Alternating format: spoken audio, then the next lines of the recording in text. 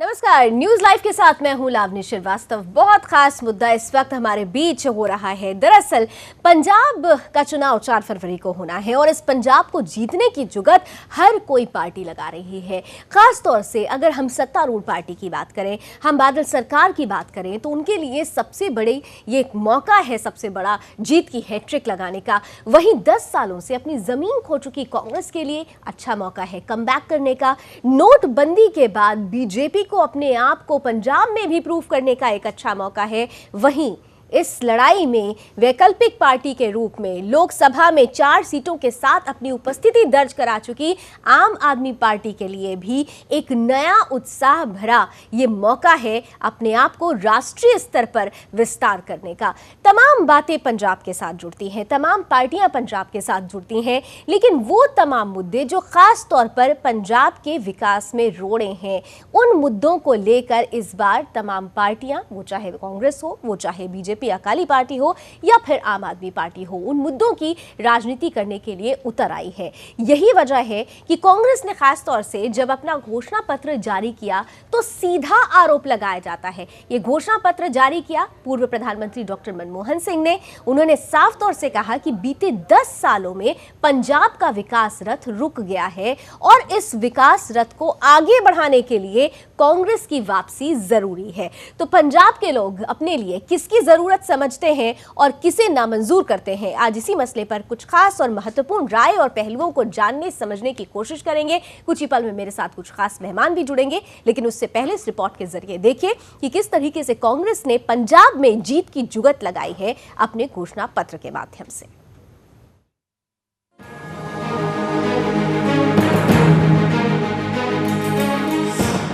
जब से इलेक्शन की तारीखों का ऐलान हुआ है, चुनावी राज्यों में सरगर्मियां तेज हैं। पार्टियां अपने अपने तरीके से जन का मन जीतने की कोशिशें कर रही हैं और इसी कड़ी में कांग्रेस ने आज पंजाब चुनाव के लिए अपना घोषणा पत्र जारी कर दिया। खास बात ये रही कि ये घोषणा पत्र दिल्ली में जारी किया गया, जिसे पूर्व प्रधानमंत्री डॉक्टर मनमोहन सिंह और कैप्टन अमरिंदर सिंह ने मीडिया के सामने रखा। घोषणा पत्र जारी करने के दौरान राहुल नदारत रहे। कांग्रेस पहली पार्टी है जिसने पंजाब में अपना घोषणा पत्र जारी किया है। घोषणा पत्र में कांग्रेस ने कई वायदे किए हैं। कांग्रेस ने कहा है कि अगर वो सत्ता में आई तो वीआईपी कल्चर को खत्म कर देगी। ओलंपिक में गोल्ड जीतने वाले खिलाड़ियों को 6 करोड़ रुपए दिए जाएंगे। ऐसा लोकपाल बिल लाया जाएगा जिसके दायरे में मुख्यमंत्री भी रहेंगे। पंजाब से कांग्रेस की सरकार 5% प्रतिवर्ष की दर से शराब के ठेकों को कम करेगी। पंजाब और हरियाणा के बीच सतलुज लिंक का विवाद किसी से छिपा नहीं है। फिलहाल मामला अभी सुप्रीम कोर्ट में है, लेकिन कांग्रेस का कहना है कि अगर वो सत्ता में आते हैं तो पंजाब का पानी पंजाब में ही रहेगा।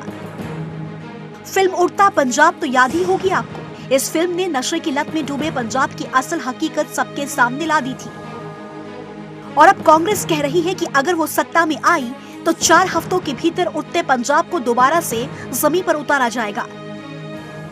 कांग्रेस के वायदों की फहरिस्त बड़ी लंबी है। आज हम उसके एक एक वायदों का विश्लेषण करेंगे और हम बताएंगे कि कांग्रेस की बातों में कितना दम है। पंजाब की कांग्रेस जीतने की जुगत कितनी कारगर होगी। पंजाब को हाथ साफ करेगा या पंजाब से हाथ साफ हो जाएगा, इसका फैसला तो जनता करेगी। तो इंतजार कीजिए जन के मन का। राजापाल, ब्यूरो रिपोर्ट, सुदर्शन न्यूज। तो जन का मन तो उन्हीं के साथ जाएगा जो उनका विकास करेंगे। अब विकास कौन करता है ये देखने वाली बात होगी, लेकिन इतना जरूर है कि तमाम पार्टियां विकास के मुद्दे को लेकर ही आगे बढ़ रही हैं और यही वजह है कि कांग्रेस ने खास तौर से जिन मुद्दों को अपने घोषणा पत्र में जगह दी है वो सीधे तौर पर पंजाब के विकास से, पंजाब के आबो हवा से, पंजाब के लोगों से जुड़ा हुआ है। एक सरसरी नगाह फटाफट डाल लेते हैं कि खास तौर से इस घोषणा पत्र में कांग्रेस की तरफ से क्या क्या वायदे किए गए।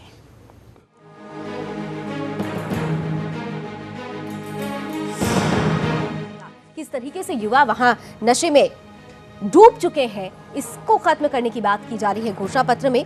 कांग्रेस वीआईपी कल्चर खत्म करेगी। अगर आपको 10 साल पहले की तस्वीर याद हो तो ये कल्चर दरअसल कांग्रेस में भी था, लेकिन अब उसे ही खत्म करने की बात हो रही है। पंजाब का मुख्यमंत्री हेलीकॉप्टर प्रयोग नहीं करेगा। वहीं पंजाब के खिलाड़ियों को विशेष तवज्जो दी जाएगी। ओलंपिक में गोल्ड जीतने वालों को 6 करोड़ रुपए दिया जाएगा। वहीं सिल्वर मेडल जीतने पर 4 करोड़, कांस्य जीतने पर 2.5 करोड़ दिया जाएगा। ओलंपिक में हिस्सा लेने वाले खिलाड़ियों को 15 लाख रुपए दिए जाएंगे सरकार की तरफ से। पंजाब का मुख्यमंत्री भी लोकपाल के दायरे में आएगा। शराब ठेके पर हर साल 5% के हिसाब से शराब ठेके कम किए जाएंगे, यानी नशा मुक्त पंजाब बनाने की एक कोशिश। इंश्योरेंस कॉर्पोरेशन बनाई जाएगी, किसानों को मिनिमम इनकम मिलेगी। वहीं बिजली के रेट्स भी 5 रुपए प्रति यूनिट के हिसाब से जो बिजनेस हैं, छोटे उद्योग हैं, उन्हें दिए जाएंगे। बेरोजगारों को 2,500 महीने की बेरोजगारी भत्ता दिया जाएगा और वहीं गरीब लोगों के लिए 5 रुपए में खाना मुहैया कराया जाएगा। तो ये महत्वपूर्ण बातें जो घोषणा पत्र में जिनका जिक्र किया गया है। और अब कांग्रेस जिनके नेतृत्व में ये पूरा चुनाव लड़ रही है, कैप्टन अमरिंदर सिंह, वो भी क्या कुछ कह रहे हैं, फटाफट जरा उन्हें भी सुन लेते हैं। We have launched a program हर घर में नौकरी, and that is 55 lakh households in Punjab, 22 lakh from the urban areas and 33 lakh from the rural areas. So we have to give them jobs. Till such time as those jobs are available, we are going to give 2,500 rupees stipend to every youngster. Frustration leads to wrong things, particularly drugs.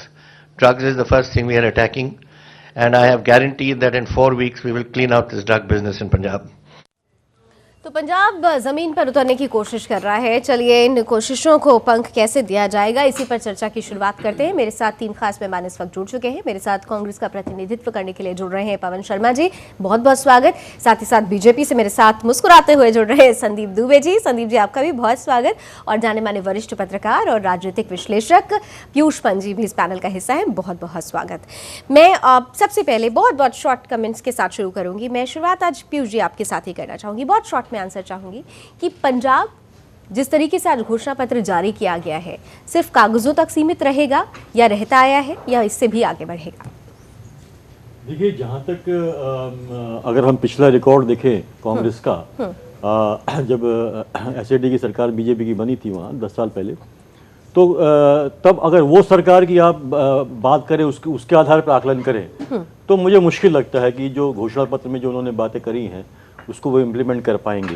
क्योंकि उस time में जो है अमरिंदर सिंह जी का जो है कार्यकाल बहुत ही ज़्यादा कंट्रोवर्शियल था, भ्रष्टाचार में डूबा हुआ था, और वहाँ काफ़ी इवन जो है कांग्रेस के अंदर भी काफ़ी जो है संगठन के अंदर भी उनके खिलाफ काफ़ी जो है असंतोष था। तो वो बातें बड़ी बड़ी जो थी, तो वो अगर हम देखें तो मुश्किल मुझे लगता है। लेकिन अब चूंकि इनके पास एक चुनौती है, चूंकि पंजाब के हालात बहुत बिगड़ गए हैं वाकई, चाहे वो कृषि क्षेत्र हो, ड्रग्स को आप समझ लीजिए, इस समय तो पंजाब के बुरे हाल हैं, सभी जानते हैं कि ड्रग्स का कितना शिकार हो चुके हैं वहाँ के युवा। तो एक नई चुनौती है, उसके आधार पर इन्होंने जो घोषणाएं की है वो तो मुझे लगता है कि इन चुनौतियों को टैकल करने में सक्षम हैं।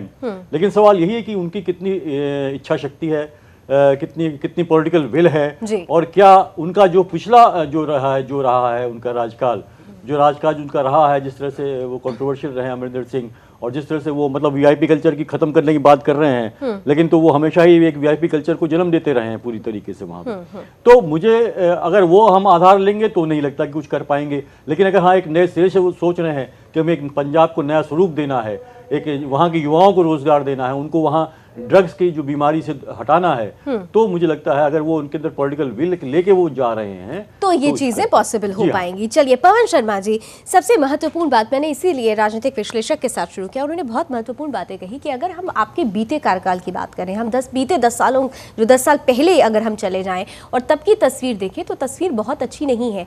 आज भी आपने घोषणा पत्र में तो बड़े बड़े वायदे किए हैं। चलिए एक एक करके अगर हम खास बात करें, नशा मुक्त पंजाब बनाने की आप बात करते हैं, 4 हफ्ते में कहा जा रहा है कि नशा मुक्त बना दिया जाएगा पंजाब को।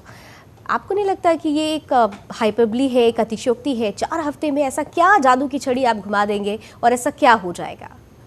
पवन जी, देखिए, किसी भी चीज़ को करने के लिए एक रोड मैप बनाया जाता है, और मैनिफेस्टो भी उसी का ही एक रूप है। मैनिफेस्टो के हिसाब से ही काम होते हैं और होते आए हैं। अगर मैनिफेस्टो के हिसाब से काम नहीं होते तो शायद कांग्रेस आज 60 साल तक राज भी नहीं करती। मेरा कहने का मतलब, मैनिफेस्टो के हिसाब से अगर काम होता तो कांग्रेस बरकरार भी होती। सर देखिए, जहाँ गलतियां होती हैं वहां पर जनता सबक भी सिखाती है। कोई भी सरकार आए, अगर जो सरकार काम नहीं करेगी, आज की जनता जो है एकदम समझदार है, सारा कुछ देखती है। पहले तो इतना कुछ होता भी नहीं था, आज तो सोशल मीडिया है, उसके माध्यम से सब लोगों के पास सारी खबर रहती है कि कौन पार्टी काम करती है, कौन नहीं करती है। सारा रिकॉर्ड, अगर आज मैनिफेस्टो हमने तैयार किया है, उसके ऊपर काम करने के लिए हमने बोला है, और अगर हमारी सत्ता आती है और जब दोबारा 5 साल होगा तो वही मैनिफेस्टो पब्लिक निकालेगी कि आपने ये मैनिफेस्टो किया था, आप बता दीजिए आपने क्या क्या काम किए। हम भी लोगों से पूछेंगे जिन्होंने पहले मैनिफेस्टो जारी किए हैं, उन्होंने क्या क्या काम किए हैं। तो ये तो एक कांग्रेस की जिम्मेदारी है कि उस मैनिफेस्टो के हिसाब से काम करे। रही बात जो रोड में आप बात कर रहे हैं कि 4 हफ्ते में ड्रग्स का कारोबार कैसे खत्म होगा, मुझे बताइए। अगर मोदी जी ने 60 दिन के अंदर ब्लैक मनी को आउट कर दिया तो मुझे नहीं लग रहा कि 4 हफ्ते में ये ये जो भी नशा मुक्त पंजाब बना सकते हैं। चलिए संदीप जी मुस्कुरा रहे हैं। संदीप जी चलिए, बहुत उत्साहित हैं कांग्रेस के हमारे लोग जो हैं, जितने हम देख रहे हैं कांग्रेस के प्रतिनिधि, खास तौर से एक बड़ा आरोप भी लगाया गया। घोषणा पत्र तो जो जारी किया गया, वायदे तो किए गए, लेकिन शुरुआत की गई एक बड़े आरोप के साथ। डॉक्टर मनमोहन सिंह जो पूर्व प्रधानमंत्री भी रहे, उन्होंने ये घोषणा पत्र जारी किया और शुरुआत में ही कहा कि बीते 10 सालों में प्रदेश पीछे चला गया, यानी आरोप के साथ घोषणा पत्र जारी किया गया। संदीप जी, बड़ा आरोप है। मुझे एक बात कहनी है जी। वो कहनी है कि पवन जी ने आज ये स्वीकार किया, कांग्रेस के किसी नेता ने, कि नरेंद्र मोदी जी ने बेहतर काम किया और वो बदलाव अगर करना चाहते थे उन्होंने बदलाव कर लिया। ये बात होती है विल पावर की, और विल पावर अगर कांग्रेस के पास होती तो आज कांग्रेस की दुर्दशा नहीं होती। एक बहुत अच्छा इन्होंने जो कहा कि बेरोजगारी दूर करेंगे, ठीक है, बेरोजगारी दूर करेंगे, इकोनॉमिक्स का एक रूल है, और मनमोहन सिंह जी बहुत अच्छे अर्थशास्त्री हैं, तो उन्होंने एक विषय छोड़ दिया, क्योंकि इकोनॉमिक्स का एक रूल है, गरीब है क्योंकि वह गरीब है। अगर गरीब घर में कोई पैदा हुआ व्यक्ति है, वो गरीब इसीलिए है कि वो गरीब घर में पैदा हो रहा है, तो उसको अमीर बनाने के लिए आप क्या करेंगे, उसको आप संसाधन मुहैया कराएंगे। तो कांग्रेस अमीर सबको सिर्फ मुंह जबानी बनाना चाहती है, कैसे उसके पास संसाधन कि विकास के क्या नियम होंगे, उसके हाथ में कैसे कल कारखाने आए, इस पे कोई कांग्रेस की अपनी सोच नहीं है। दूसरी बात, मनमोहन जी जो भी बात कह रहे हैं, देखिए पंजाब बहुत बेहतर एक राज्य है। आज पंजाब के नौजवानों में, युवाओं में काफी ऊर्जा है, वो देश के पटल पे बेहतर काम कर रहे हैं, और बेहतर पंजाब आज है। आज पंजाब बुरा नहीं है। अगर आप पंजाब की आप बुराई कर रहे हो तो पूरे देश की बुराई कर रहे हो। चलिए संदीप जी, मेरे लिए तो खास तौर से, क्योंकि हम जब यहाँ बैठते हैं तो हम वही सवाल करते हैं जो जनता के मन में उठ रहा है। अगर हम पंजाब की आज बात कर रहे हैं तो चलिए, आपकी सरकार अभी है, आपने कहा कि बेहतर पंजाब है, उनसे मैं कांग्रेस से सवाल करूंगी कि बेहतरी के लिए उन्होंने क्या रोड मैप, किस तरह से वो इंप्लीमेंट करेंगे, लेकिन आपसे सवाल है, जब हमने नशा मुक्ति की बात की तो हमने ये भी देखा कि आपके शासनकाल में, ज़्यादा नहीं, हम सिर्फ बीते 5 सालों की अगर बात करें तो पंजाब के युवा 65% युवा सीधे तौर पर नशे में डूब चुके हैं। तो कहीं ना कहीं से सरकार विफल रही है, और आज आपने खुद ब खुद ये एक एजेंडा, खुद ब खुद एक हथियार कांग्रेस के हाथ में डाल दिया है। संदीप जी।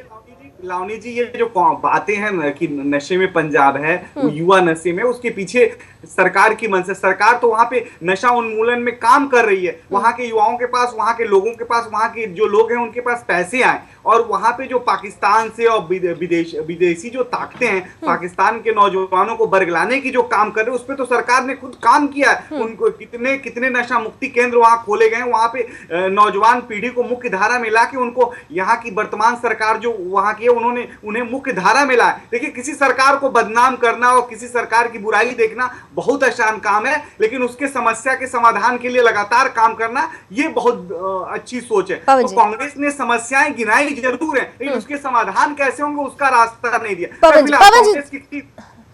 पवन जी अब इसका जवाब देंगे। पवन जी, हाँ। सबसे पहले हमने ही वहां पे ये जो नशा मुक्ति के लिए बातें उठाई थी, और जिसका जवाब ये लोग क्या देंगे, क्योंकि इनके जो खुद के मंत्री तक इस धंधे में लिप्त हैं, जिनके ऊपर आरोप लगे हुए हैं, क्या उन आरोपों की जांच इन्होंने आज तक कराई है? आप बताइए। आरोप लगाना हमारा काम नहीं है, हमारा काम है हकीकत बताना, जबकि ये काम है सिर्फ बीजेपी का। 2014 में सिर्फ आरोप लगा के ही आप सत्ता में आए हैं। और रही बात आगे रोड मैप की, तो अगर कोई रोड मैप तैयार किया गया है तो वो जरूर इंप्लीमेंट किया जाएगा, और सही समय पे किया जाएगा। कांग्रेस के लोग अगर इस तरह छोटी छोटी बातें करेंगे और आरोप लगाएंगे, आज इसी बात आरोप की नहीं है, आरोप की है ही नहीं, इसमें आरोप लगाने की बात ही नहीं, सबके सामने है। आज देखिए पंजाब की क्या हालत हो रखी है, आज वहाँ का हर नौजवान नशे में बढ़ावा दे रहा नशे युक्त है। आप उसको ठीक करने के लिए तो आपने कुछ किया नहीं। शराबबंदी का काम करते हैं तो पटना में जाके उनकी तारीफ करते हैं, और आज आप इस तरह के आरोप लगा रहे हो। आपको तो बेहतर आरोप नहीं लगा रहे, ये तो हकीकत है, जो हकीकत बता रहे हैं जनता को, हकीकत बता रहे हैं। क्या भूमिका है ठीक उसको है, लेके आज हम चर्चा करते हैं। चलिए पीयूष जी के पास में आती हूँ। पीयूष जी, हकीकत है क्या? हकीकत ये भी है, एक साथ ये भी है कि जब पंजाब की हम जब बात करते हैं तो ये बीते 10 सालों का नहीं, हम 10 साल के पहले भी अगर हम इतिहास उठाकर देख लें तो वहाँ के युवा नशे में लिप्त रहे हैं। नशा मुक्ति केंद्र की बात है, ये कह रहे हैं कि 4 हफ्ते में हम नशा मुक्त कर देंगे पंजाब को। ज़्यादा से ज़्यादा क्या होगा? क्या नशा मुक्ति केंद्र खोल लेना ही एक समाधान है, या इससे बढ़कर क्या हो पाएगा? तो आपको नहीं लगता ये सिर्फ एक चुनावी वायदा है? बीती सरकार ने भी किया, फिर आने वाली सरकार के लिए ये कवायद शुरू हो गई है, फिर ऐसे ही कवायदें होती चली जाएंगी, लेकिन असल में इम्प्लीमेंटेशन जो होना चाहिए वो कहीं खोता हुआ नजर आएगा। देखिए लावणी जी, क्या है कि पंजाब की हालत गंभीर है, क्योंकि देखिए, और जो आपने कहा पहले भी इतने हालत इतने गंभीर नहीं थे। और जैसे कि अभी दुबे जी कह रहे थे कि मतलब जो भारतीय जनता पार्टी वालों को ये आदत सी पड़ी है कि अगर आप कोई आलोचना करो तो आप जो है कि देशभक्त नहीं हो, देशद्रोही हैं। जैसे उन्होंने कहा कि अगर आप पंजाब में हालात अच्छे नहीं तो पूरे देश के हालात अच्छे नहीं होंगे। तो इस तरह से ये बात वही लोग करते हैं कि जो आलोचना सुनना नहीं चाहते। लेकिन ये मैं आपको बताना चाहता हूँ कि देखिए, पंजाब निश्चित रूप से जब कांग्रेस का शासन था वहाँ तो हालात बहुत अच्छे नहीं थे, लेकिन इतने ख़राब भी नहीं थे। वहाँ भ्रष्टाचार के जरूर आरोप लगते रहे वहाँ पे अमरिंदर सिंह के खिलाफ, और शासन भी उतना अच्छा नहीं बाद के सालों में जो होके आया।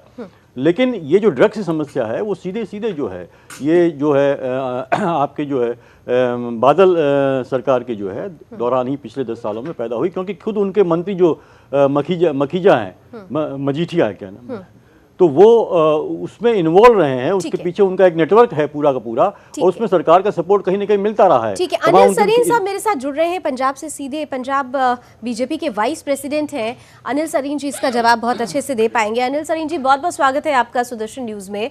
और एक बड़ा सवाल है, आज पंजाब के विकास की बात हो रही है। कांग्रेस ने जब अपना घोषणा पत्र में जो खास तौर से जो महत्वपूर्ण मुद्दा बनाया है पंजाब को नशा मुक्त करने का, सीधे तौर पर यह कहा जाता है कांग्रेस की तरफ से कि बीते 10 सालों में प्रदेश का विकास आपने रोक दिया, 10 सालों में प्रदेश पीछे चला गया और युवा सिर्फ और सिर्फ नशे में लिप्त हो गए, क्योंकि आपकी सरकार के मंत्री ही इस व्यापार में लिप्त थे। तो जब ये बड़ा आरोप लग रहा है, आपको नहीं लगता कि ये आरोप आपके लिए आने वाले चुनाव में एक बड़ी चुनौती है?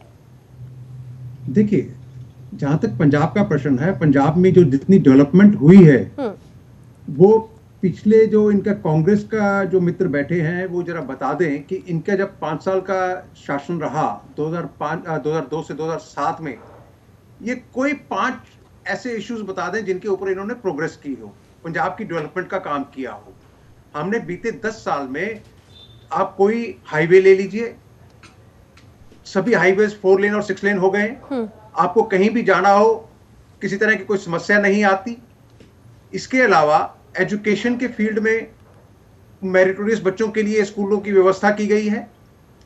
जहां तक और अध्यापकों की भर्ती का सवाल था, स्कूलों में टीचर कम थे, वो हमने 10 साल में बहुत बड़ी संख्या में टीचर्स की किया। हमारी जो सिलेक्शन पद्धति रही वो बिल्कुल ट्रांसपेरेंट रही। एक भी व्यक्ति हमारी सिलेक्शन की पद्धति के ऊपर प्रश्न चिन्ह नहीं उठा सकता। पूरी पारदर्शिता के साथ इस सरकार ने काम किया है। पंजाब का हर तरफ से तरक्की की तरफ हम लेकर गए हैं।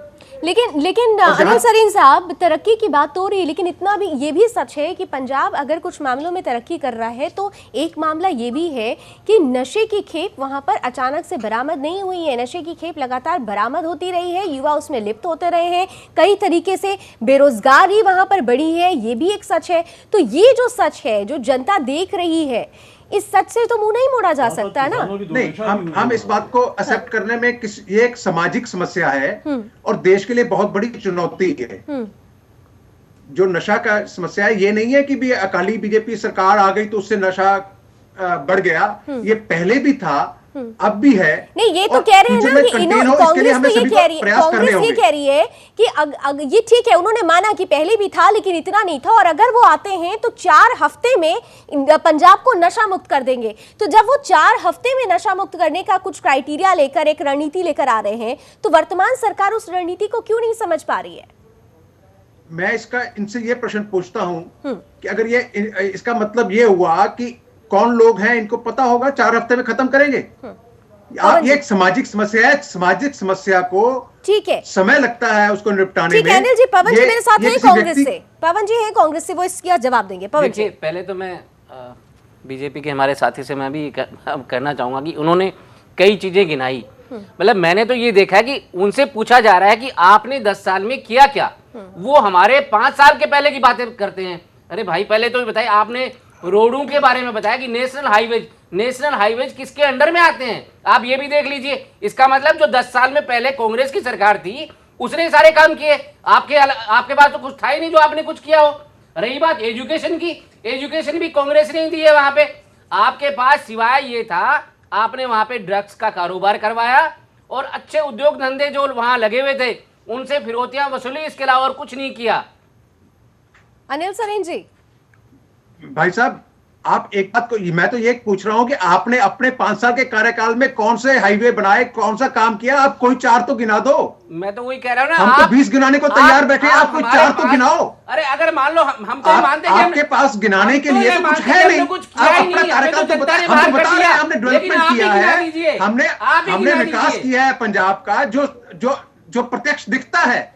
हमने नौकरियों पे अन्य लोगों, जब आपकी कैप्टन अमरिंदर सिंह की सरकार 2002 में आई थी, आपने नौकरियों को तो बैन कर दिया था, पंजाब का नौजवान बेरोजगार हो गया।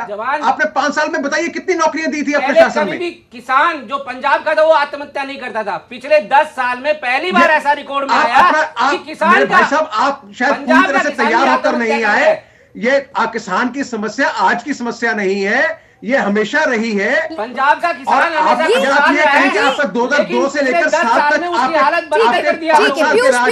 किसी किसान ने आत्महत्या नहीं की, तो इससे बड़ा झूठ कोई नहीं हो सकता। ये एक समस्या है, हम उसको मानते हैं। ये जो, चलिए मैं पीयूष पंत जी से एक सवाल करके फिर ब्रेक लेती हूँ, ब्रेक का वक्त हो रहा है। पीयूष पंत जी, ये जो आरोप प्रत्यारोप का दौर चलेगा, क्योंकि अब चुनावी गणित में इन्हीं मुद्दों के साथ ही लोग उठेंगे, लेकिन जो सत्य है वो सत्य ये भी है कि किसानों ने आत्महत्या की है। बीजेपी कह रही है कि हमारे शासनकाल में कम हुआ है, कांग्रेस कह रही है हमारे शासनकाल में कम हुआ है, लेकिन सत्य तो ये है कि बीते 20 सालों की अगर बात की जाए तो लगातार किसान आत्महत्या करते आए हैं। दोनों ही सरकारों ने किसानों के लिए खास रणनीति नहीं बनाई थी। आज एक खास बात कही गई है किसानों के लिए, खास तौर से इन्होंने कहा है कि पंजाब के किसानों को भरपूर पानी उपलब्ध कराया जाएगा। सिर्फ ये तो कहा गया, लेकिन कर्ज माफी की जाएगी या नहीं की जाएगी, किसानों के घरों में जो उपलब्धता होनी चाहिए वो उपलब्धता दी जाएगी या नहीं दी जाएगी, ये तमाम वायदे क्यों पीछे छूट गए, इसके पीछे क्या वजह हो सकती है। एक छोटा सा ब्रेक लेंगे और फिर पीयूष जी से इसका सवाल या जवाब लेंगे। जी,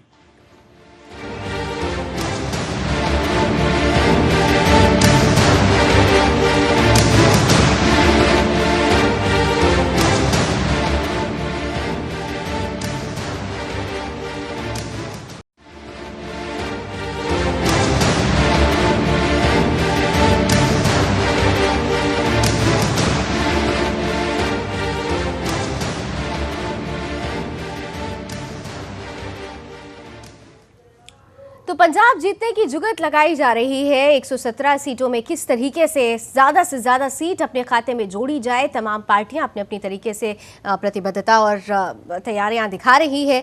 वर्तमान सरकार भी तमाम तरीके से विकास के मुद्दों की बात कर रही है, तो कांग्रेस ने भी अपने मैनिफेस्टो में कई वो मुद्दे जोड़े हैं जो सीधे पंजाब के विकास की राह में रोड़े हैं। ब्रेक से पहले मैंने पीयूष पंत जी से एक सवाल किया था, खासतौर से पीयूष जी, किसानों की बात होती है, किसान हमने देखा है कि सबसे महत्वपूर्ण हिस्सा है हमारे देश का, लेकिन इस मैनिफेस्टो में किसानों को लेकर जो वायदे किए गए हैं वो बहुत क्लियर कट नहीं किए गए हैं, क्लैरिटी नहीं है। लेकिन हाँ, इतना ज़रूर कहा गया, जब किसानों की बात हो रही थी तो डॉक्टर मनमोहन सिंह ने ये ज़रूर कहा कि कैप्टन अमरिंदर सिंह दूरदर्शिता रखते हैं, दूरदर्शी नेता हैं, और वो इसीलिए जो बातें लिखी गई हैं मैनिफेस्टो में वो अपनी दूरदर्शिता के जरिए उसे इम्प्लीमेंट करने की कोशिश भी करेंगे। तो आपको लगता है कि क्या ये सामंजस्य बन पाएगा?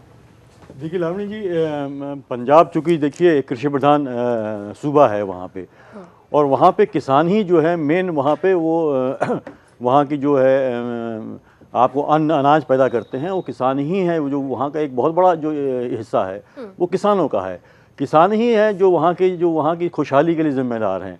और हम देख रहे हैं लगातार पिछले कुछ सालों से, लगभग 10-12-15 सालों से लगातार किसान की उपेक्षा हो रही है, या इस तरह की एक जो है कि किसानी कराई जा रही है, जो कि मुझे लगता है कि वो भी जो बर्बादी हुई है कि आपको जो कैश रिच जो एग्रीकल्चर है उसकी तरफ जो बढ़ावा दिया गया कई सरकारों, पिछली सरकारों में जो कांग्रेस सरकार थी उसने भी, और जो वर्तमान सरकार है उसने भी, उसके वजह से भी किसानों की बर्बादी हुई, ज़मीनें जो है बंजर हो गई हैं। और लेकिन उसको सही करने के लिए कोई भी प्लान कार्यक्रम जो है किसी भी सरकार ने नहीं उठाया है। किस तरह से वो किसानों के जो हालत बिगड़ रही है पंजाब में उसकी तरफ तवज्जो दे, उसके लिए। और ये कांग्रेस का जो मैनिफेस्टो है उसमें भी कोई कॉन्क्रीट बात नहीं दिखाई दे रही है मुझे।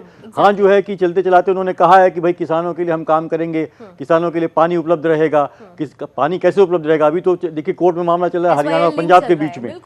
हालांकि अमरिंदर सिंह ने उसमें अपने संसद की सदस्यता जो है त्याग दी उसको लेकर प्रोटेस्ट को। लेकिन आप कैसे मुहैया करेंगे जब ये जो पानी है का बंटवारे को लेकर बहुत अभी जो है कंट्रोवर्सी चल रही है। तो फिर कैसे? दूसरा, किसानों को उन्होंने कहा है कि हम जो कर्ज माफ कर देंगे, लेकिन वो भी कहीं कोई कॉन्क्रीट बात नहीं कही गई है। तो किसान हमेशा इस देश में जो किसान जो है वही अन्नदाता है। वो बहुत बड़ी आबादी किसानों की पूरे देश में, आज वो पूरे देश की हालत खराब है, किसानों के आत्महत्या कर रहा है। पंजाब में भी आत्महत्या का दौर चल रहा है। क्या आप कल्पना कर सकते हैं कि पंजाब का किसान आत्महत्या करे? तो निश्चित रूप से जिस तरह सरकारों ने, चाहे वो कांग्रेस की रही हो, चाहे वो भाजपा और अकाली दल की रही हो, जिस तरह से उपेक्षा करी है कांग्रेस की, जिस तरह से खेती की उपेक्षा करी है, उसको लेके आज ये हाल हो गया है। बिल्कुल, हरित क्रांति का प्रणेता ही कहा जाता है। पंजाब से ही वो आग लगी थी और वो क्रांति जहां तक पहुंची वो हमने देखा। लेकिन आज पंजाब खुद अपनी स्थिति पे रो रहा है, पंजाब के किसान अपनी स्थिति पर रो रहे हैं। अब उनको कौन खुशी देगा, यही बड़ा सवाल है। मेरे साथ एक और खास मेहमान जुड़ चुके हैं, दिल्ली प्रदेश अकाली दल के प्रवक्ता परमिंदर पाल सिंह जी। परमिंदर जी, बहुत बहुत स्वागत है आपका। और हम खास तौर से बात कर रहे हैं परमिंदर जी, क्योंकि आप लोग बीजेपी के साथ मिलकर वहां बीते 10 सालों से हैं, और इस बार जो कांग्रेस ने अपना मैनिफेस्टो जारी किया, तो उसमें पहले ही मैनिफेस्टो जारी करने से पहले एक बड़े आरोप के साथ वो मैनिफेस्टो जारी किया गया है कि बीते 10 सालों में पंजाब पीछे चला गया। ड्रग्स की जिस तरीके से वहाँ पर युवा ड्रग्स के आदी हो गए हैं, वहाँ किसान मर रहे हैं, वहाँ पानी की दिक्कतें, तमाम उन्होंने बातें आरोप के तौर पर लगाते हुए फिर अपना मैनिफेस्टो जारी किया है। आपको नहीं लगता कि इस बार का चुनाव आपके लिए एक बड़ा चैलेंज है, एक बड़ी चुनौती है? नहीं, ऐसा कोई बात नहीं है। बिल्कुल हम ये चुनाव भी जीत के हैट्रिक लगाएंगे, हमें पूरा विश्वास है।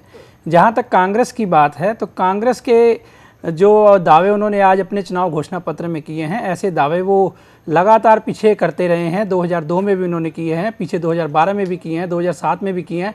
और अगर उनके सारे दावों को उठाकर तथ्यों की जांच की जाए तो आपको ये नज़र आएगा कि लगभग 50% वायदे ऐसे उन्होंने किए थे पिछले घोषणा पत्रों में जिन पर उन्होंने कोई कार्रवाई नहीं की, और ऐसे काम कर दिए जो कभी उन्होंने कहे नहीं थे कि हम करेंगे।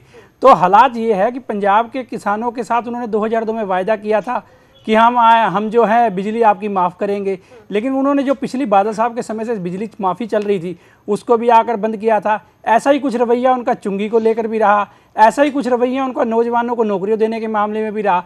तो एक गुमराह करने का एक जो दस्तावेज है वो इनका चुनाव घोषणा पत्र बन चुका है। ये सिलसिला तो फिर आपकी सरकार के दौरान भी जारी है। हम ये कह नहीं सकते कि किसानों ने आत्महत्या नहीं की, हम ये कह नहीं सकते कि किसानों को भरपूर चीजें मिली। बिल्कुल इत्तेफाक रखता हूँ कि पंजाब के किसानों में आत्महत्या की है, इस बात से मैं आपकी बात से इनकार नहीं कर सकता। लेकिन जहां तक पंजाब के किसानों को फायदा देने की बात है, तो पंजाब सरकार ने, जो अकाली दल की सरकार है, उसने जो पंजाब के किसानों के लिए किया है वो किसी भी प्रदेश की सरकार ने नहीं किया है। आज भी पंजाब के किसानों को मुफ्त बिजली मिलती है, ट्यूबवेलों का कनेक्शन उनको मुफ्त मिलते हैं, उनको सेहत बीमा के कार्ड मिलते हैं, उनको सस्ते दरों पर ऋण मिलता है। हाँ, पंजाब के किसानों की अपेक्षाएं बहुत ज़्यादा हैं, क्योंकि पंजाब का किसान देश के नागरिकों का एक पेट भरने का बड़ा जरिया है। और पंजाब के किसानों को जो एक खेती, जो इस समय सारे देश में जो खेती को लेकर के जो नहीं है माहौल, उस वजह से, और घटती जमीनों की जो आपस में परिवारों के बंटने के बाद जो जमीनें घट रही है, कमाई कम हो रही है, वो भी एक कई कारण है। तो इसको खाली इस बात से ना देखा जाए कि हमारी इच्छा शक्ति नहीं है, हमारी राजनीतिक इच्छा शक्ति हमेशा किसानों के साथ रही। किसान हमारा बहुत बड़ा समर्थक है। जिम्मेदारी तो आपकी थी, और एक बड़ा सवाल इन्होंने, एक सवाल भी कहे और एक समाधान भी देने की कोशिश की अपनी मैनिफेस्टो में। पंजाब का युवा 65% युवा वहां पर नशे में जूझे हुए हैं, डूबे हुए हैं। तो ये कह रहे हैं कि 4 हफ्ते में वो नशा मुक्त कर देंगे। आप क्यों नहीं कर पाए? वो तो 4 हफ्ते की बात कर रहे हैं। कांग्रेस के पास चुनाव चुनाव जीतने के लिए कुछ नहीं है, वो भ्रम की स्थिति पैदा कर रहे हैं। इनके जो राष्ट्रीय उपाध्यक्ष है राहुल गांधी जी, जब वो गए थे उन्होंने 70% का आंकड़ा दिया था, और जो एम्स के द्वारा जो सर्वे किया गया उसमें ये सिर्फ निकल कर आया कि 6.5% जो है युवा है वो नशे के आदी हैं। तो इनके आंकड़ों में जीरो लगाना, तो ये अपने आप मर्जी जो मर्जी कर देते हैं। दूसरी बात ये है कि पंजाब जो है, नशा ना तो पंजाब में कोई पैदा होता है। हाँ, ये जरूर है कि अफगानिस्तान और पाकिस्तान के साथ हमारे बॉर्डर स्टेट होने के कारण उसमें से नशे की आवाजाही जरूर होती है। बीएसएफ ने भी उसे बहुत कोशिश की है रोकने की, हम तो उसको रोकने का माध्यम थे, लेकिन हमें बदनाम किया जाता है इस मसले पर। मंत्री भी इसमें खास तौर से लिप्त पाए गए थे बीते दिनों जो तस्वीर आई थी। मैं आपकी बात को दुरुस्त कर देना चाहता हूं कि अगर ये जिन लोगों पे आरोप कांग्रेस वाले कल तक लगाते थे, वो उन लोगों को तो इन्होंने अपनी पार्टी में ले लिया। कल तक जिन लोगों को ये माफिया तस्करों के साथी बताते थे, उसमें से कौन लोग इन्होंने साथ लिए हैं, मेरे को उनके नाम बताने की जरूरत नहीं है, और वो टिकट मांग रहे हैं इनसे अपनी कांग्रेस की। पवन जी कांग्रेस से हैं। पवन जी देखिए, जो भी बता रहे हैं, बेसिकली कांग्रेस आज की डेट में कोई भी ऐसा व्यक्ति जिसके ऊपर कोई भी आपराधिक मामले दर्ज हैं और जो सजा याफ्ता है, उनको लेने का मतलब ही नहीं है। कांग्रेस खुद चाहती है कि ये जो जितना भी राजनीति में अगर कोई बंदे ऐसे घुसे हुए हैं जिनको निकाला जाए, तो कांग्रेस का समर्थन का तो कोई मतलब ही नहीं है, और ऐसे लोगों को ना कांग्रेस टिकट देगी। ये भी मैं आपको बता देता हूं। आपके दल ने लिया है। कल तक आप श्रवण सिंह फ्लोर पर बात करते थे। नहीं, आप देखिए, जो आरोप आपके मिनिस्टर पे लगे हैं, कांग्रेस में ज्वाइन क्यों कराया? जो आरोप आपके मिनिस्टर पे लगे हैं, आप उनका जवाब दे दीजिए, क्योंकि जो ड्रग्स का कारोबार है वो तो वहीं से शुरू हो रहा है और वहीं से आ रहा है। श्रवण सिंह फ्लोर को आपने ज्वाइन किया, अविनाश चंद्र को आप ज्वाइन करने की तैयारी में है, जो अपना इंद्रवीर सिंह बुलारिया उनको आपने ज्वाइन किया, उनके शरेआम दिल्ली में पोस्टर लगे, बोर्ड लगे, उनकी फोटोएं लगी नशा तस्करों के साथ, तो फिर आप किस मुंह से इस बात की आप मुझे ये बताइए, मजीठिया जी का नाम आ रहा है, उनका भी मजीठिया जी के नाम कुछ साबित तो कीजिए। तो वही बात जो जांच में उन्होंने सहयोग करना था, कुछ सबूत तो लाइए ना, खाली आरोप लगा करके आम आदमी पार्टी आरोप तो आपके भाजपा बंधुओं पर भी लगे थे, और वही लोग आरोप लगाए आपने, आपको किसने रोका है? आपके पूर्व अध्यक्ष आपके पास देखो, सरकार आपके पास है आज, और उनकी हर लोग जो जाती है वापस लेके आए। कितनी गुंडागर्दी चलती है बसों के अंदर, ठीक है, आप बता दीजिए बसें कितनी शुचिता, ठीक है, परमिंदर जी, अनिल जी और पवन जी, शुचिता की हम बात कर रहे हैं क्योंकि जनता चाहती है कि उन्हें एक ऐसी सरकार मिले जो पूरी तरीके से, जो शुचिता जिसमें साफ तौर से नजर आए। पीयूष पंजी, हम शुचिता की जब बात करते हैं, भ्रष्टाचार की बात करते हैं, तो हमने देखा है कि अब अभी के समय में खास तौर से सेंट्रल गवर्नमेंट की अगर हम बात करें, भ्रष्टाचार के लिए एक बड़ी लड़ाई लड़ी जा रही है। नोटबंदी जैसा एक बड़ा अहम फैसला ले लिया गया। आपको लगता है कि जब जनता भ्रष्टाचार की को लेकर, इस मुद्दे को लेकर जब वोट देने के लिए जाएगी, तो कहीं ना कहीं से बीजेपी का पलड़ा भारी होता हुआ नजर आएगा? नरेंद्र मोदी जिस तरीके से काम कर रहे हैं, उन विकास की बात कर रहे हैं, वो बातें लोगों के मन में आएगी, और कांग्रेस के जो वायदे किए जा रहे हैं वो कहीं ना कहीं से पीछे हटेंगे, पीछे दबेंगे? नहीं, देखिए राहुल जी, वो ये एक सूबे का चुनाव होने जा रहा है, लेकिन नोटबंदी का असर पंजाब तो का, पूरे देखिए तौर से नोटबंदी पड़ेगा। एक मुद्दा रहेगा 5 राज्यों में जहां चुनाव होने हैं, क्योंकि जनता को उससे परेशानी भी हुई है, और भारतीय जनता पार्टी ने कहा है कि बहुत चीजें अच्छी होंगी, तो निश्चित रूप से दोनों पक्षों से जो है द्वारा इसको एक मुद्दा बनाया जाएगा। लेकिन मुझे लगता है कि पंजाब में खासकर जो है ये उतना मुद्दा नहीं बन पाएगा जितना मुद्दा वहां की भ्रष्ट सरकार का मुद्दा बनेगा, क्योंकि देखिए वहां पे अकाली दल और बीजेपी की जो सरकार थी, खासकर जो बादल सरकार, जो बादल परिवार का जो भ्रष्टाचार है वहाँ पे, वो बहुत ही ज़्यादा भ्रष्टाचार है वहाँ पे। वहाँ का पंजाब का विकास उतना नहीं हुआ जितना कि बादल लोगों का, पिता और पुत्र का, खासकर पुत्र का जितना विकास हुआ है वहाँ पे। आप देखिए पूरा का पूरा ट्रांसपोर्ट की बात करिए तो परिवारवाद तो कांग्रेस की ही उसमें रीढ़ में चला आ रहा है, और उसी को लेकर तमाम लोग आगे बढ़ेंगे। परिवारवाद से खाली अगर हम जोड़ दें तो इसलिए पंजाब की जनता निश्चित रूप से बादल सरकार के भ्रष्टाचार के ऊपर वोट डालेगी, न कि नोटबंदी। ठीक है, भ्रष्टाचार के खिलाफ नोटबंदी का जो लिया गया उसके क्या दुष्परिणाम हुए, लोगों को किसका कष्ट झेला, वो भी एक कारण रहेगा। लेकिन मेन है कि वहां की राज्य सरकार को बदलना, ये एक मुद्दा रहेगा। वो एंटी इनकम्बेंसी जो है वो निश्चित रूप से वहां पे, एंटी इनकम्बेंसी निश्चित रूप से वहां पर आएगी, और जो आरोप लगाए गए। मेरे को जो पीयूष पंत जी ने अभी बात कही है, मुझे लगता है कि शायद ये किसी पूर्वाग्रह से ग्रसित है।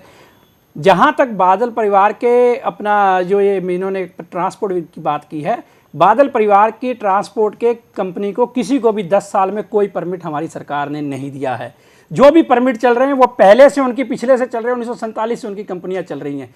जहां तक जो इन्होंने होटल की कही है बात, कोई ऐसा मैटर नहीं है जिसे पंजाब सरकार ने कोई विशेष रूप से उसको जाके अलग तरह से जाके उसको ट्रीट किया हो। ये सिर्फ कहने की बातें हैं। कोई भी ऐसा उद्योग नहीं है जो बादल परिवार आज से कर रहा हो। 1947 से जो काम उनके चल रहे हैं, उनकी जो खेती चल रही है और जो उसके बाद उनके व्यापार चल रहे हैं, वो तब से चल रहे हैं। क्या भारत का संविधान किसी नेता को अपना व्यापार करने की इजाजत नहीं देता? स्टेट के प्रश्न के वो ये इतना देखिए, ये सुनी सुनाई बातें कर रहे हैं आप जाकर अगर पंजाब का विकास देखने के लिए वाकई उत्सुक है तो आप नोएडा को छोड़ करके पंजाब में जाकर देखिए, पंजाब के लोगों से पूछिए कि विकास हुआ कि नहीं हुआ, 10 साल के अंदर क्या हुआ। पंजाब के लोग परेशान है, वो आने वाले चुनाव में 4 तारीख को दिखा देंगे। वो नतीजे आपको 11 मार्च को नजर आ जाएंगे ना, जो आएंगे। लेकिन जहां तक आप आरोप लगा रहे हैं, उस आरोपों को तथ्यों के साथ जरूर साबित कीजिए। मैं आरोप नहीं लगा रहा हूं, ये तथ्य हैं। ये कहां से तथ्य? मैं आपसे कह रहा हूं, बताइए 10 साल में बादल परिवार की किसी बस को, किसी को एसटी का परमिट मिला, कोई नया परमिट मिला, बताइए किसी पर। पूरा उनका मैं साबित करने को तैयार हूं आपके साथ। बढ़ा उनका, उनकी जो बसों का देखिए, अगर उनकी बसें पहले से चल रही हैं, पूरे पंजाब में क्या मतलब है? पूरे पंजाब में उन्हीं की बस दिखाई देती है और किसी की बस वहां ऐसा कुछ नहीं, और जो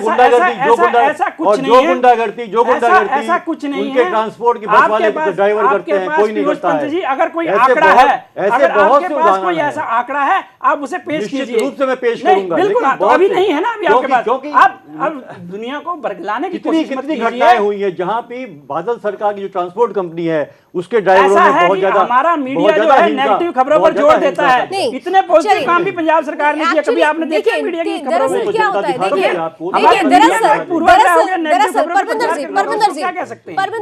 दरअसल यहाँ पर पॉजिटिव और नेगेटिव की बातें नहीं है। पॉजिटिव नेगेटिव इसलिए नहीं क्योंकि जनता के जब विकास की बात होती है, जनता के हित की बात होती है, तो कोशिश की जाती है नेगेटिव चीजों को ज्यादा आगे लाने की, ताकि वो नेगेटिविटी को हटाया जा सके। आज ये सवाल उठ रहा है। अनिल सरीन जी बीजेपी से हैं। अनिल जी, आप क्योंकि अलायंस में हैं, आपकी महत्वपूर्ण भूमिका है।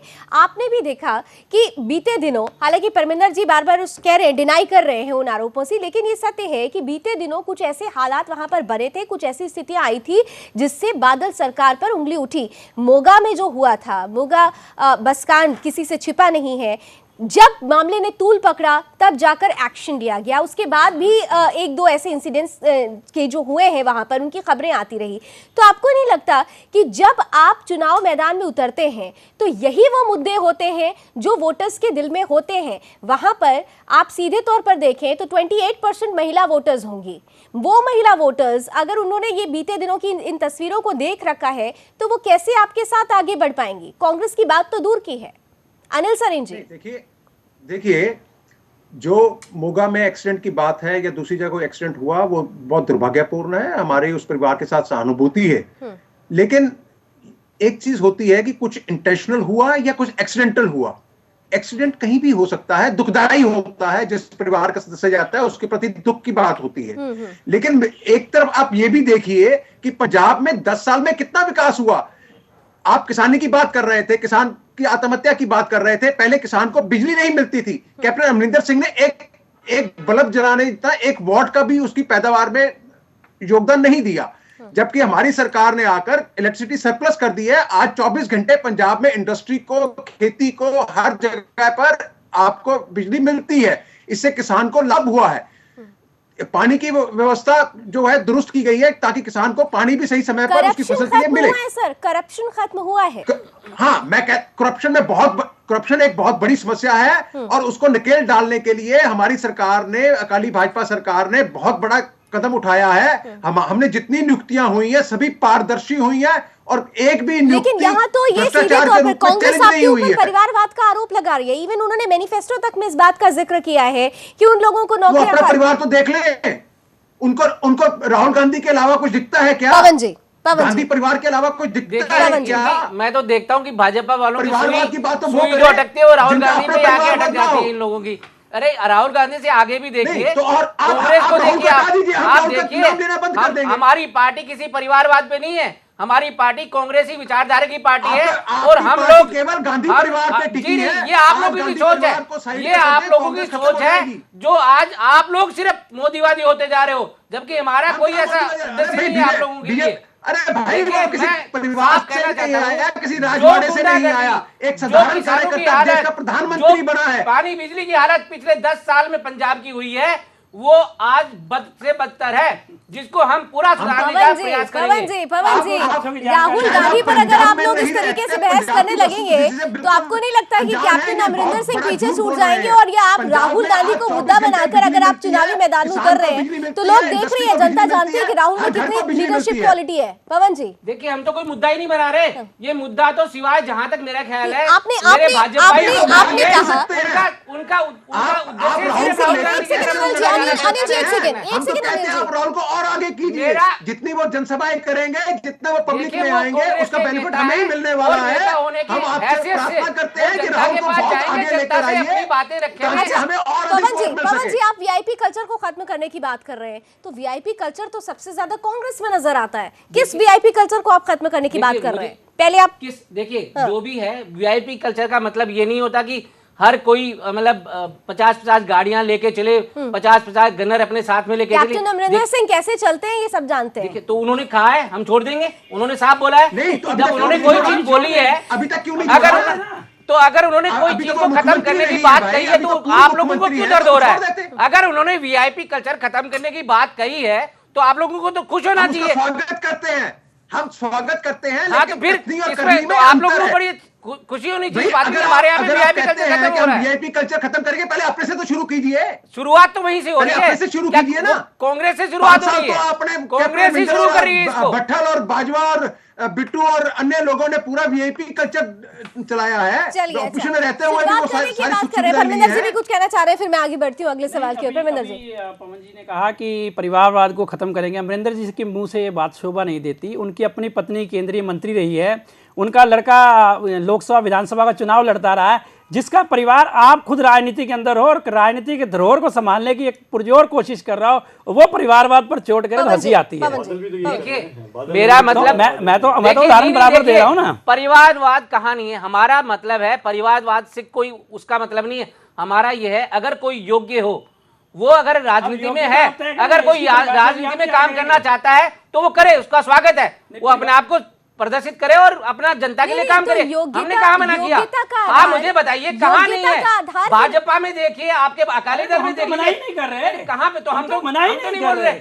तो फिर परिवारवाद की बात तो आप लोग ज्यादा करते हैं। योग्यता की बात अगर होती है तो योग्य कितना आधार उसका परिवारवाद रहा है, ये हमने बहुत जगहों पर देखा है। ऐसा नहीं, आप इससे पीछे नहीं हट सकते। बहुत सारी बातें हैं। योग्यता बिल्कुल, मैं यही कह रही थी, योग्यता का आधार होता तो फिर राहुल गांधी के लिए जो रेड कारपेट बिछाने की कोशिश हो रही है। राहुल गांधी आप लोगों के आंख का तारा क्यों बना हुआ है? राहुल गांधी ही नहीं है, आप लोगों को रोड पर लाया गया है। वरना अगर आज वो राहुल गांधी नहीं होते, राष्ट्रीय उपाध्यक्ष नहीं है, क्या वो कांग्रेस को नहीं चलाते? मैं वही कह रहा हूँ आपको, राहुल गांधी की बदौलत ये है जो मुद्दे उठ के बाहर आते हैं। ठीक है, चलिए वापस आ जाते हैं।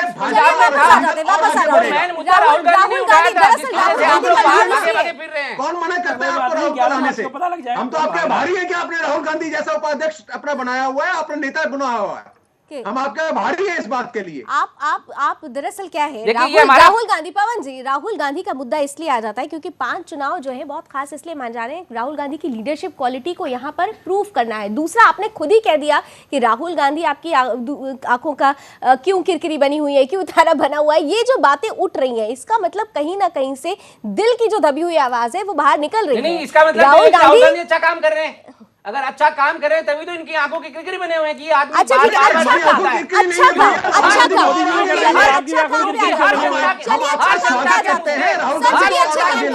राहुल गांधी उठाता है, इस वजह से ही भाजपा की किरकिरी बना हुआ है। राहुल गांधी जनता के बीच जाके बात करता है। अच्छे काम की अगर आपने बात की, सरीन साहब और पवन जी, आप सभी लोग अच्छे काम की बात कर रहे हैं। अनिल सरीन जी और पवन जी, अच्छे काम की जब बात हो रही है, क्योंकि वक्त कम है और इस मुद्दे को छोड़ना ठीक नहीं होगा, अच्छे काम की बात आप करेंगे और अच्छाई की बात करेंगे तो आप दोनों के लिए ही आम आदमी पार्टी एक बिग चैलेंज है। वहां पर लोकसभा में 4 सीटों के साथ वहां पर अपने आप को स्थापित कर चुकी है, विधानसभा चुनाव में भी पूरा मौका वो ढूंढने की कोशिश कर रही है। आपको नहीं लगता, सबसे पहले पवन जी, आपके लिए सबसे बड़ा चैलेंज आम आदमी पार्टी है और अगर वो अपनी उपस्थिति दर्ज करा देती है तो आपके लिए अपनी सीट्स को बढ़ाना एक टफ टास्क होने वाला है? देखिए, कहीं पे भी हो, राजनीति के अंदर हो या युद्ध में हो, अपने दुश्मन को कभी भी कमजोर नहीं समझना चाहिए। और हमारा काम उनको आप आपके एकदम लिए कितनी बड़ी दरकिनार चुनौती नहीं। है? देखिए, चुनौती हर कोई पार्टी है, अगर एक निर्दलीय खड़ा है वो भी चुनौती है पार्टी के लिए, तो हम चुनौतियों का मुकाबला करेंगे और जनता के सामने अपनी बातें रखेंगे। यानी आप अपने समझते हैं कि आम आदमी पार्टी आपके लिए एक वोट कटवा पार्टी के तौर पर सामने आ सकती है, आपके वोट कट सकते हैं अगर आम आदमी पार्टी चुनावी मैदान में कूद गई है पूरी तरह से? तो पवन जी, आपसे ही मेरा सवाल है। नहीं नहीं, देखिए ऐसा ना, मैं खुद कह रहा हूँ, बात वोट काटने की या नहीं है, अगर वो चुनाव में खड़े हैं तो जीतने के लिए खड़े होंगे ना, और हम भी उसी हिसाब से उनके सामने खड़े हुए हैं। हम जनता के सामने हम जो काम करेंगे हम वो जनता के सामने बताएंगे, और हमने क्या किया है वो बताएंगे। वो जनता को निश्चित करना है कि उसने आपको के लिए आम आदमी पार्टी कितनी बड़ी चुनौती है? ऐसा है कि आम आदमी पार्टी का जो गुब्बारा 2014 में लोकसभा चुनाव में उभरा था वो फट चुका है। हमारी नज़र में उनके जो 13 कैंडिडेट लड़े से 13 में से उनके साथ मुश्किल से 2-3 रह गए हैं, या तो पार्टी वो छोड़कर चले गए या पार्टी ने उनको छोड़ दिया है। में जब वो पहुंचते हैं तो नहीं, उन्हें तो फुल सपोर्ट भी मिलता है। बात ये है कि लोग 4 उनके साथ जुड़ते हैं। नहीं, मैं ये कह रहा हूँ कि जो 4 MP भी उनके जीते थे उसमें से भी 2 उनके पास रह गए हैं। तो जो हालात हैं लोगों को समझ आ रहे हैं। दिल्ली में जो आम आदमी पार्टी की सरकार ने जो काम किया है, जो विकास के एक नई बुनियाद दावा करते थे वो काम करने का, वो जहाँ फेल हुए हैं सबको पता है। तो ये तो सिर्फ एक फंड इकट्ठा करने का और केजरीवाल साहब का एक पुराना रवैया शोर डाल के अपने आप को आगे दिखाने का, हमें नहीं लगता कि वो तीसरे नंबर से आगे बढ़ पाएंगे। और उनकी जो हालात है पंजाब में, वो जो अभी आपने इशारा किया वोट कटवा वाली, हमें तो वही नजर आती है, उसके अलावा उसके उनके पल्ले कुछ नहीं है। तो उसका नहीं लगता कि उसकी मुसीबत आपको भी झेलनी पड़ सकती है, खाली कांग्रेस? देखो, ऐसा है कि अभी इस बारे में कुछ भी कहना जल्दबाजी होगा। जब तक नॉमिनेशन फाइल नहीं हो जाते चुनाव प्रक्रिया आगे नहीं बढ़ती, अभी जल्दबाजी होगा। मैं पीयूष जी के पास जाऊं उससे पहले पवन जी, क्योंकि आम आदमी पार्टी की बात हो रही है तो आपने अपने मैनिफेस्टो में लोकपाल का भी जिक्र किया है, और आम आदमी पार्टी वो पार्टी है जिसने अपना बेस ही लोकपाल से रखा था। तो आपके लिए तो सबसे बड़ी चुनौती अब बीजेपी नहीं, आम आदमी पार्टी होने वाली है। आपको तो जमीन बचानी नहीं है, जमीन में कुछ जगह चाहिए, वो जगह भी कहीं आम आदमी पार्टी आपसे छीन ना ले। देखिए ऐसा ना, कांग्रेस जो भी बात लोकपाल की जो बात कर रही है वो कांग्रेस ने शुरू करी है, और लोकसभा में भी अभी काफी दिनों से हम लोगों ने समर्थन करने की कोशिश करी है, लेकिन अभी तक लोकपाल की नहीं किया, सिर्फ बात ही करते रहे सर, सिर्फ मैनिफेस्टो तैयार होता रहा। अगर अब मैनिफेस्टो में कोई चीज डाली गई तो वो सबसे पहले वही इंप्लीमेंट होगी। अगर उसके अंदर अगर चीफ मिनिस्टर भी उस दायरे में आता तो वो आएगा। अगर कोई फेयर एंड अगर कोई काम करना है, भ्रष्टाचार मुक्त काम करना है तो वो करेंगे। परमिंदर जी कुछ कहना चाह रहे हैं? 2G 3G कोलगेट वाली देखिए 2G 3G तो आप बताइए, 2G 3G पे आप 2014 में आ गए आप लोग। 2G 3G क्या बात करते हैं, तो उसका रिजल्ट बता दीजिए। 2G 3G का रिजल्ट बता दो आप लोग। आप मैं वही कह रहा हूँ, बफोर्स आपको उल्टी लगी थी, बफोर्स बातें करते हैं लोग। आप बफोर्स का तो वैसे ही बंद हो गया। पीयूष जी फिर से शुरू हो गया ये आरोप और प्रत्यारोप, फिर से शुरू हो गया पीयूष जी। लेकिन सत्य ये है कि आम आदमी पार्टी अपना राष्ट्रीय विस्तार चाह रही है, और आम आदमी पार्टी का प्रदर्शन हमने लोकसभा चुनाव में देखा है। अभी भी हम देखते हैं कि भले ही वहां पर टिकट्स को लेकर तमाम हल्ले होते रहे हों, टिकट बंटवारे को लेकर, लेकिन लोग जुड़ते हैं। हम सर्वे में भी देखते हैं कि लोग जुड़ने की कोशिश करते हैं। तो एक बिग चैलेंज नहीं है आम आदमी पार्टी? तो निश्चित रूप से देखिए, आप कितना भी राइट ऑफ करेंगे, लेकिन नहीं, एक आम आदमी पार्टी एक चुनौती है कांग्रेस के लिए भी और अकाली दल और भाजपा के लिए भी। क्योंकि देखिए, निश्चित रूप से जहां 2 पार्टियां अदला बदली करती हैं और दोनों ही के स्टैंडर्ड एक से हो जाते हैं, 19-20 का फर्क होता है जहाँ पे, तो निश्चित रूप से जनता किसके लिए ज्यादा भारी पड़ेगी, कांग्रेस के लिए या फिर प्रेजेंट गवर्नमेंट के लिए? देखिए, अभी तो मुझे लगता है कि भाजपा और अकाली दल के लिए भारी पड़ेगी, क्योंकि वो इस समय शासन में है। तो एंटी इनकम्बेंसी फैक्टर वही होता है जो जनता को तीसरे विकल्प की तरफ ले जाता है। लेकिन आम आदमी पार्टी को भरपूर समर्थन तो नहीं मिलता हुआ नजर आएगा, ऐसा क्या आपको लगता है? क्या लग सकता है? लेकिन निश्चित रूप से जो इनकी स्थिति शुरुआत में लग रहा था पंजाब में, खासकर जब लोकसभा चुनाव हुआ था, इनको सफलता मिली थी। उसके बाद जब भी शुरुआत में पंजाब में अपने पैर रख रहे थे तो इनको काफी समर्थन मिला था। लेकिन इस दौरान कुछ इनके साथ जिस तरह की कंट्रोवर्सी पैदा हुई है, टिकट बंटवारे को लेकर जिस तरह के लोग इनके साथ जुड़ रहे हैं, दूसरी पार्टियों से निकाले गए लोग जुड़ रहे हैं। बहुत इंपॉर्टेंट बात आपने कही थी कि एंटी इनकम्बेंसी फैक्टर देखने को मिलेगा। हाँ, अगर जनता सत्तारूढ़ पार्टी से अलग हटती है और ऑप्शन के तौर पर उसके सामने कांग्रेस और आम आदमी पार्टी है, तो भरोसा किसके ऊपर ज्यादा करेगी? देखिए, मुझे लगता है कि वो कोशिश करेगी कि ये नई पार्टी को ट्राई करे, क्योंकि वो देखिए हमेशा कांग्रेस को और भाजपा या अकाली दल को ट्राई कर चुकी है। पवन जी बहुत महत्वपूर्ण बात कही है पीयूष जी ने। देखिए, कांग्रेस ने काम किया है, लोग जो है कांग्रेस की तरफ देख रहे हैं, पंजाब के लोग, और इसका जो भी है उदाहरण आप लोगों के सामने है। चलिए, कांग्रेस ने काम किया है, लोग देख रहे हैं। सरीन साहब, लास्ट कमेंट आपका 5 सेकंड में। देखिए, आप आदमी का पंजाब में वजूद बिल्कुल खत्म होने जा रहा है, इसमें कोई दो राय नहीं कि 2014 के जो चुनाव थे उसमें उसने 4 सीटें ली, लेकिन उसके बाद उसके पतन की कहानी शुरू हो गई। उनके अपने प्रदेश के अध्यक्ष अपने राष्ट्रीय नेताओं पर आरोप लगाते हैं, उनके कार्यकर्ता उनके ऊपर आरोप लगाते हैं, उसमें काम करने वाली बहनें जो हैं शोषण का आरोप लगाती हैं। कौन सा चाल और चरित्र लेकर आप पंजाब की जनता के बीच में जाएगी? पंजाब में उसका कौन सा चेहरा है? पंजाबी चेहरा। अगर पंजाब में यूपी, बिहार और दिल्ली के लोगों से पंजाब नहीं चलाया जा सकता। मैं समझ गई ट्रांसपेरेंसी की आप बात कर रहे हैं। पंजाब उनको पंजाबी चेहरा बताइए तो सही, किसके मैं बिल्कुल सलीम साहब की बात से सहमत हूं, क्योंकि पंजाब के अंदर उनको अभी तक ऐसा चेहरा नहीं मिला जो मुख्यमंत्री के तौर पर जिसे प्रोजेक्ट कर सकते हो।